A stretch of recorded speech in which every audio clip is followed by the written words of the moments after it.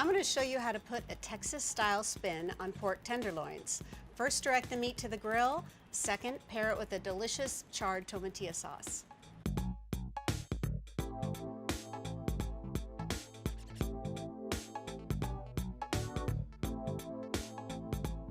One of my favorite sides for just about anything is a Mexican-style green salsa. So we're going to char some tomatillos, some onions, some chili peppers. I'm using serrano, but you can easily use jalapeño.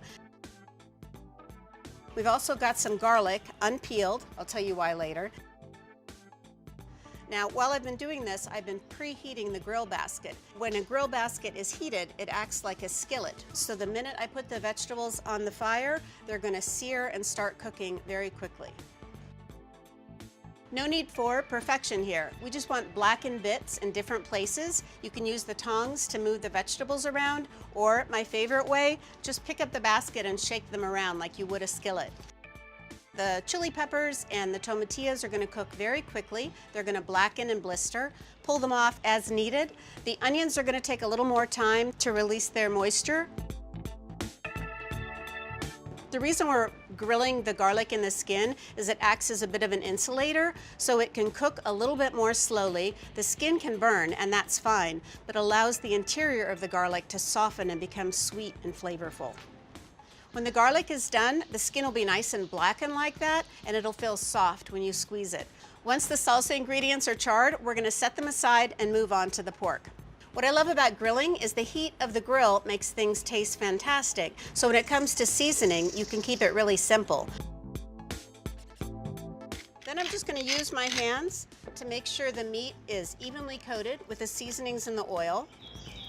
The oil is going to also help the meat from sticking on the grill. I'm putting the meat over direct heat because we have a nice medium fire. It's not going to blacken too quickly. Covering the grill helps maintain a steady temperature, and it also helps us watch the flow of smoke so we know it's coming up and over the meat, perfuming it with a light but delicious flavor. So you've got to love this. No flipping involved. All you have to do is take the tongs and roll the meat on the grill. It's not about cooking two different sides perfectly. It's about rolling the meat and evenly cooking it and getting a nice charred flavor on all sides. It's important to account for carryover heat, meaning when the meat comes off the grill, it'll continue to cook about 5 more degrees. So we're going to set this aside while we make the salsa. So after the salsa ingredients have cooled, they only take a tiny bit of prep. I'm going to trim the stems off the serrano chilies, because they wouldn't provide a very good texture. And then we're going to take off the blackened skin of the garlic.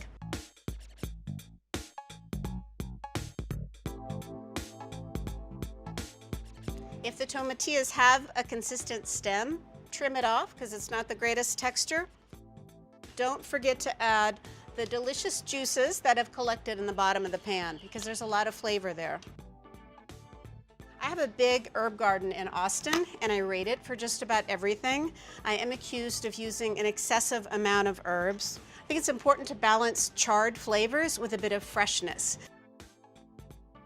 And keep in mind, this is a rustic sauce. You can leave as much texture as you want, meaning you can pulse it and have a coarse puree, or you can make it very smooth and silky. It's up to you. Well, maybe another secret ingredient is a little bit of Mexican crema. It's not necessary to add cream to this sauce, but what it does is it pulls all the spicy and charred flavors together, makes them more streamlined. You know, a little dollop of cream makes everything better. Of course, then you have to taste it. Most important part, to make sure the seasonings are balanced. It's so delicious.